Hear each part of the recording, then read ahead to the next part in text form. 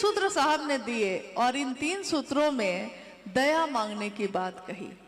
दया मांगना, याचना, दया की याचना यानी भक्ति की अभिव्यक्ति है। ये दया की याचना करना कौन मांगता है? दया जो पूर्ण समर्पित नहीं होगा वो दया मांग ही नहीं सकता। जब तक हमारा मन झुकेगा नहीं, हम महादेव से दया मांगेंगे कैसे?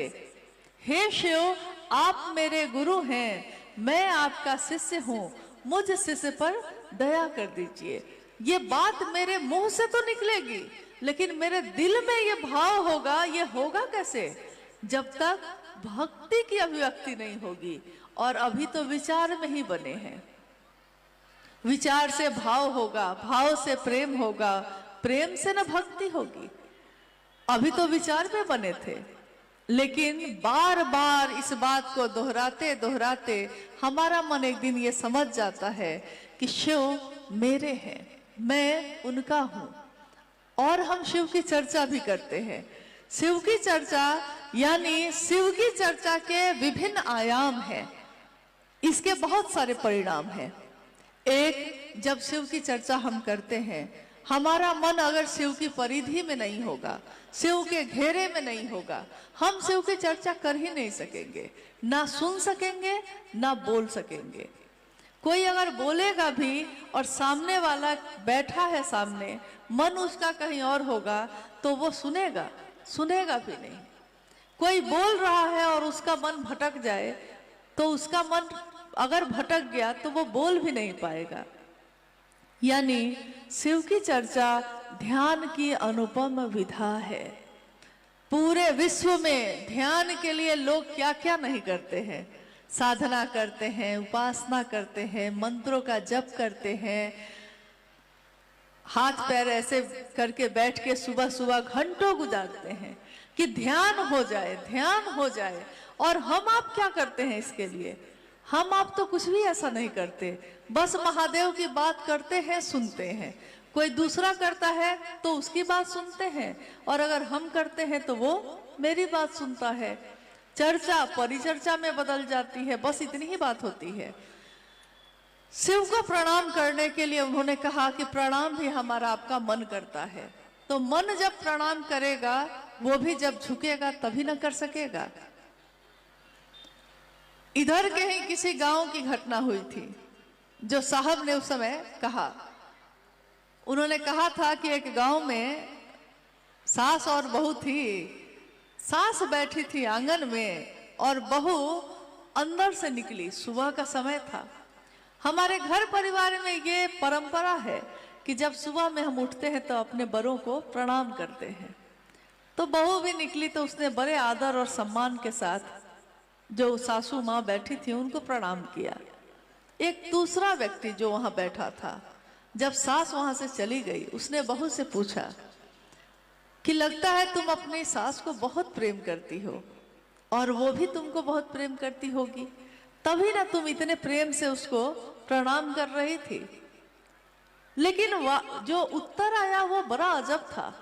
उत्तर तो कुछ और आ गया। उत्तर आया कि नहीं भैया, बहुत दुष्ट है, सोचती हूँ कि कब जाएगी इस धरती से, लेकिन सास है ना, गांव वाले हंसेंगे अगर प्रणाम नहीं करेंगे तो साहब ने कहा कि बताओ वो कौन सा प्रणाम है? हाथ तो प्रणाम कर रहा है, लेकिन मन में इतना कुविचार है, तो वो प्रणाम तो नहीं हुआ। मैं भी अपने गांव घर में कितने लोगों को चचा प्रणाम, बाबा प्रणाम करता हूं, लेकिन मेरा मन नहीं प्रणाम करता, तो इस प्रणाम का भी कोई अर्थ नहीं है। इन 3 सूत्रों के माध्यम से उन्होंने कहा कि शिव के रास्ते पे हम आगे बढ़ें और महादेव हमको अपने साथ लेकर चलेंगे। हम लोग बढ़े भी, चले भी। साहब से सशरीर जब अनुभैया बात कर रहे थे अभी आपसे, तो उन्होंने आपसे पूछा कि साहब श्री हरिनानंद जी से शरीर में रहते हुए कितने लोगों ने उनका दर्शन किया? तो आप में से लगभग सभी लोगों ने हाथ उठाया था। हुआ भी होगा, किया भी होगा आपने। सशरीर दर्शन होना और मन से दर्शन होना। शरीर से सामने रह के भी बहुत लोग मन से तो उनका दर्शन नहीं कर सके, शरीर से तो साथ ही थे। अगर ऐसा होता तो कितने लोग ऐसे हुए जिन्होंने साहब की बात सुनी, साहब के पास बैठे, लेकिन थोड़ा सा नहीं होता है, थोड़ी सी चर्चा करने आ गई, तीनों सूत्र बोलने आ गया, तो उन्होंने कहा कि अब साहब आपकी क्या जरूरत, तो वो साहब को छोड़कर ही चले गए। साहब ने कहा एक बार कि जानते हैं आप लोग, अभी मैंने अध्यात्म, अध्यात्म एक शब्द है और अध्यात्म शब्द की व्याख्या है मैं कौन हूं, कहां से आया हूं, कहां जाऊंगा, इसकी खोज, खुद की खोज है अध्यात्म। और मैं सेवका से सहिंद्रानंद, बस मैंने इतना ही अभी कहा था लोगों से, अध्यात्म का अ कहा था, अभी तो ध य त म सब बाकी ही था, लेकिन अ ही सुना लोगों ने और उठकर मेरे पास से चले गए। सोचा इतना ही बहुत है, इतना सीख लिया और मेरे पास से यानी मेरे से संपर्क से अलग हो गए। तो उन्होंने एक कहानी कही थी उस समय थोड़ा कम है और आप लोग भी अब सुबह से बैठे हैं, लेकिन उस कहानी को सुनना भी जरूरी है, मुझको लगता है। कहानी बस छोटी सी है। उन्होंने कहा कि एक व्यक्ति, एक आदमी ऐसा था जो पायलट बनना चाहता था। मतलब हम लोग भी बनना चाहते हैं, कोई मास्टर बनना चाहता है, कोई डॉक्टर बनना चाहता है, कोई इंजीनियर बनना चाहता है। वो व्यक्ति पायलट बनना चाहता था। पायलट मतलब जो हवाई जहाज को उड़ाता है। बनना तो चाहता था, लेकिन घर में आर्थिक स्थिति ठीक नहीं थी, पढ़ाई भी नहीं हो सकी, तो बन नहीं सका। तो जब कोई डॉक्टर नहीं बन पाता है तो वो कम से कम कोशिश करता है कि कंपाउंडर तो बन ही जाए। कंपाउंडर भी नहीं बन पाता है तो कोशिश करता है कि दवा का दुकान ही खोल लेते हैं। मतलब कि कभी किसी भी तरह से इस लाइन में रहने की कोशिश करता है।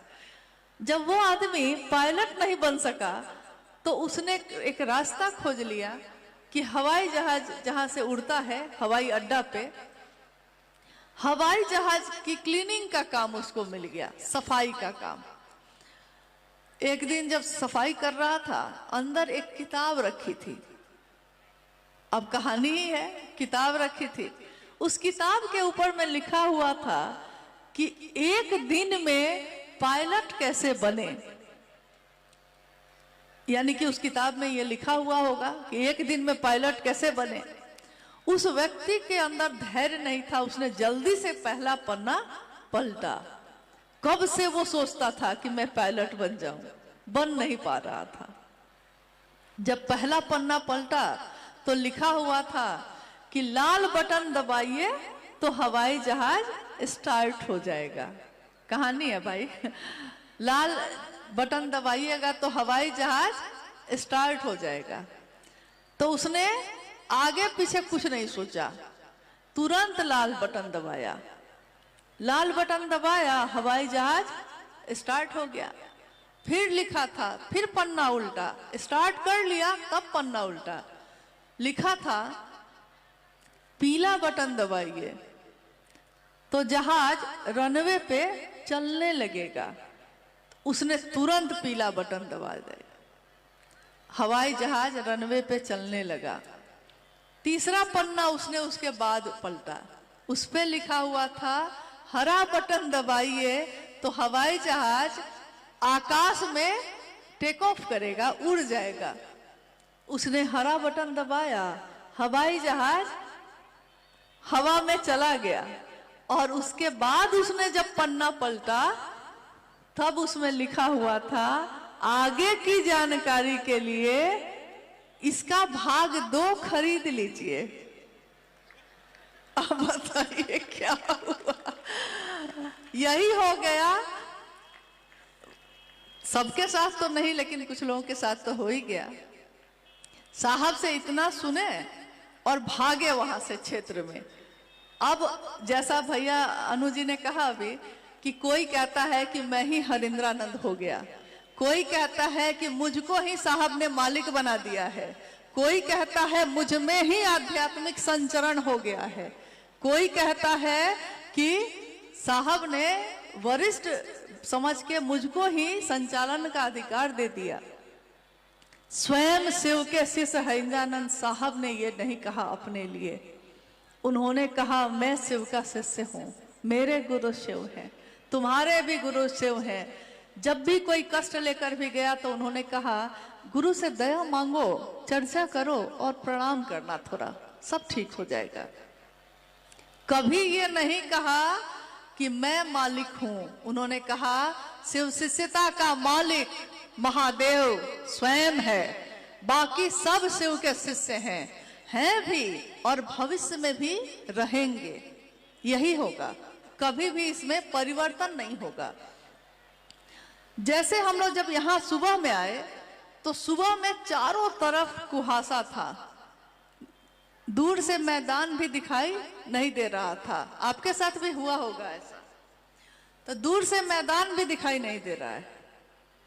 सूरज जब उगा धीरे धीरे तो आकाश साफ होने लगा, कुहासा हटने लगा और सूरज की रोशनी में सब कुछ साफ साफ दिखने लगा।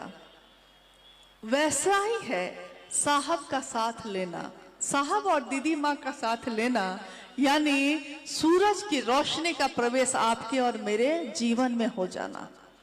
जितने कुहासे हैं, जितने धुंध हैं, जितनी बातें लोगों ने आपको समझा दी हैं, उन सब कुहासों को छटने में देर नहीं लगती जब उनका साथ मिल जाता है। बहुत पहले की एक बात है, उस समय साहब देवघर में रहा करते थे, होली का समय था, हम लोग उस समय रांची में रहते थे, साहब देवघर में रहते थे, तो होली का समय था तो साहब के पास गए थे। उस अहाते में चित्तो लोढ़िया में थे साहब, अहाते में सब कोई बैठे हुए थे, कुछ गुरु भाई गुरु बहन भी आ गए थे। साहब ने कहा कि अरे अपने घर में मनाते, तो गुरु भाई गुरु बहनों ने कहा आपने कहा कि ये तुम्हारा घर है तो हमारा घर यही है, हम चले आए। खैर सब कोई खा पी रहे थे, लोग कह रहे थे कि कुछ न कुछ गीत होली के हो रहे थे, कुछ भजन हो रहे थे महादेव के, तो सब कुछ न कुछ कह रहे थे। हमारे आपके बीच बैठे हैं भैया अनु जी, साहब के ज्येष्ठ पुत्र, साहब हरिंद्रानंद जी, जिनको हम सम्मान देते हैं, साहब से जुड़ी सभी चीजों को हम शिव के शिष्य वही सम्मान देते हैं। जिसने शिव को चाहा उसने शिव की इस दुनिया को भी चाहा, जिसने साहब दीदी को चाहा उसने साहब दीदी से जुड़ी सारी चीजों को चाहा। तो साहब हरिंद्रानंद जी और मां नीलम आनंद जी के ज्येष्ठ पुत्र को भी हम वही सम्मान देते हैं। और उन्होंने उस दिन कहा कि मैं भी साहब आपके लिए कुछ कहना चाहता हूं। तो साहब ने कहा अरे आप तो जल्दी बोलते नहीं हैं, क्या कहना चाहते हैं। इन्होंने कुछ पंक्ति उस दिन कही थी, ये पंक्ति थी, उन्होंने कहा कि साहब जो इस दुनिया में आए हैं, हमारे साहब जो इस दुनिया में आए हैं, वो दुनिया को क्या देने आए हैं। इसी पे 4 पंक्ति है कि अच्छे बुरे की समझ देकर जाऊंगा, अच्छा क्या है बुरा क्या है ये आप खुद समझेंगे, कोई आपको नहीं आएगा समझाने, आप ही समझ जाएंगे। अच्छे बुरे की समझ देके जाऊंगा, दूसरों को परखने की नजर देके जाऊंगा, दूसरों को परखने की कि कौन सही है कौन गलत है, कौन सचमुच में शिव का शिष्य है, कौन मुखौटा बनाकर आपके साथ चल रहा है, कौन आपको साहब दीदी से दूर ले जाता है, शिव से दूर ले जा रहा है, खुद से जोड़ रहा है, ये आप परख लीजिएगा खुद, कोई नहीं आएगा आपको बताने, हम में से कोई नहीं आएगा, आप खुद जानेंगे। दूसरों को परखने की नजर देके जाऊंगा। यारो मैं इस जमाने का संग तराश हूं, यारो दोस्तों मैं इस दुनिया का संग तराश हूं, दुनिया का संग तरास का अर्थ होता है, संग तरास कहते हैं मूर्तिकार को, जो बेकार पड़े हुए पत्थर को भी अपनी छेनी और हथौड़ी से मार मार कर उसको मूर्ति बना देता है। एक दिन वो पत्थर बेकार पड़ा था, छेनी और हथौड़ी के प्रहार से वो देवी की, देवता की मूर्ति बन जाता है और लोग उसकी पूजा करते हैं। साहब के लिए इन्होंने कहा था कि साहब इस जमाने के संग तरास हैं, पूरी दुनिया को शिव का रूप देने के लिए आए हैं, पूरी दुनिया को, इसमें कोई छूटेगा नहीं, चाहे वो भागे चाहे वो पकड़ाए, लेकिन वो छूटेगा नहीं, बन के रहेगा शिव का शिष्य। तो दुनिया को शिव का रूप देने आए हैं। और यारों, मैं इस जमाने का संग तरास हूं, पत्थरों को भी बोलने का हुनर देकर जाऊंगा। आप सोचते हैं वो पत्थर है, उसको कुछ नहीं आता, उसको समझ में नहीं आता, उसके अंदर संवेदना नहीं है, उसके अंदर एहसास नहीं है, वो अपने साहब दीदी के दर्द को नहीं समझता। तो ये बिल्कुल गलत है। जिसको आप समझते हैं कि ये तो मामूली लोग हैं, जिसको आप मामूली समझते हैं, जिसको आप समझते हैं कि ये तो जंगल की घास है, अपने पैरों से रौंद सकते हैं हम, एक दिन याद रखिएगा, एक दिन वही घास इतनी बड़ी हो जाती है कि अपने को रौंदने वाले पैर को ही जकड़ लेती है और उसको रुकने पर विवश कर देती है।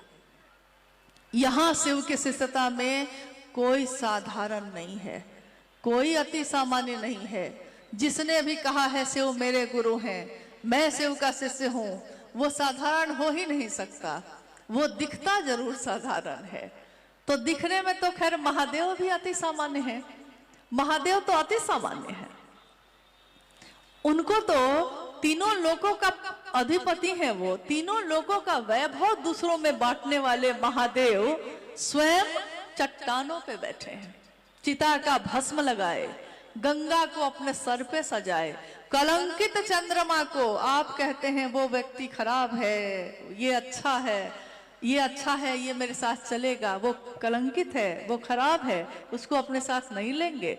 अरे मेरे गुरु शिव ने ही उसको सिर पे धारण कर लिया। कलंकित चंद्रमा भी जिसके सिर पे शोभता है, जहर रखने वाला सांप भी जिनके गले में धारित है। इसका ये अर्थ नहीं है कि चंद्रमा कलंकित है तो महादेव ने उसको अपने सर पे शोभायमान किया है। जहर है सांप में तो अपने गले में लपेट लिया है, लेकिन सांप को भी पता होता है कि किसने लपेटा है गले में, तो वो अपने जहर को भी कोने में रख देता है। कलंकित चंद्रमा भी जानता है कि किसके सिर पे सजा है, तो वो अपने स्वभाव को भी भूलकर चुपचाप अपनी रोशनी बिखेरता है। तो महादेव जो करुणावतारम है, भोला है, वो महादेव त्रिशूल भी रखते हैं।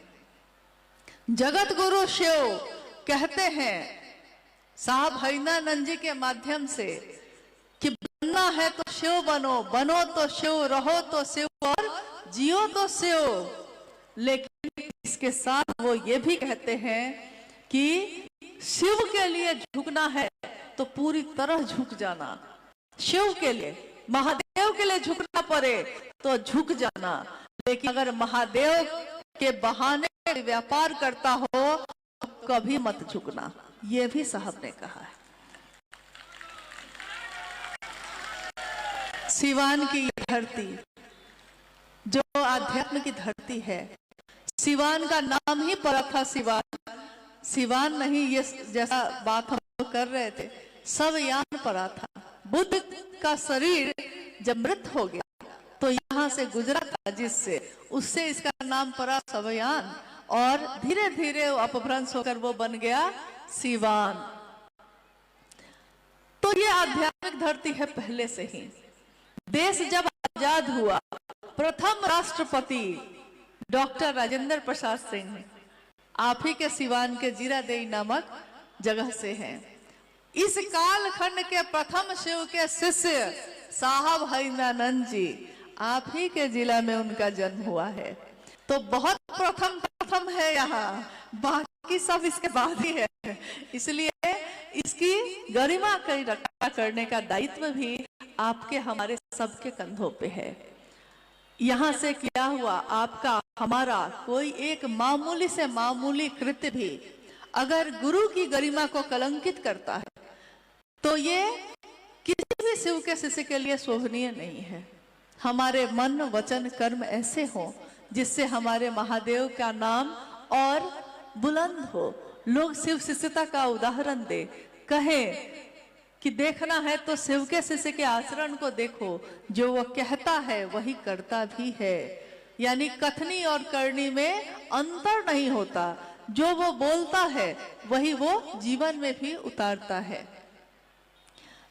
आइए, अगर समय थोड़ा है तो हम लोग, जिज्ञासा है कोई?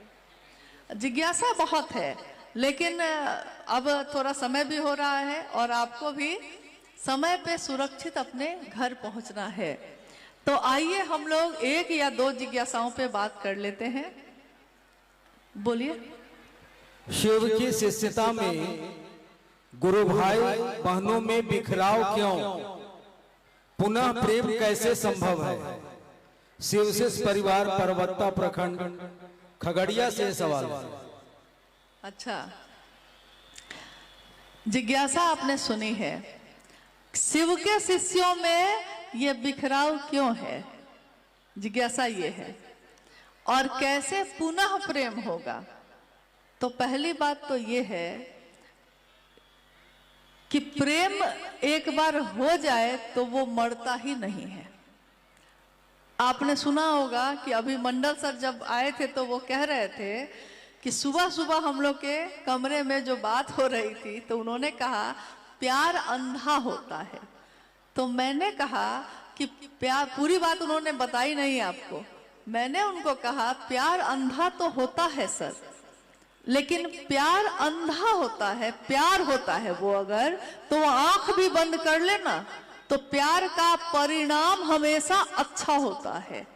लेकिन प्यार का भ्रम जो होता है, प्यार है नहीं, भ्रम हो गया है आपको, उसका परिणाम इधर उधर हो सकता है। तो शिव की शिष्यता में प्रेम खत्म हुआ ही नहीं है तो उसको फिर से लाया कैसे जाए? जो खत्म होगा उसको न लाया जाएगा। शिव शिष्यों में बिखराव,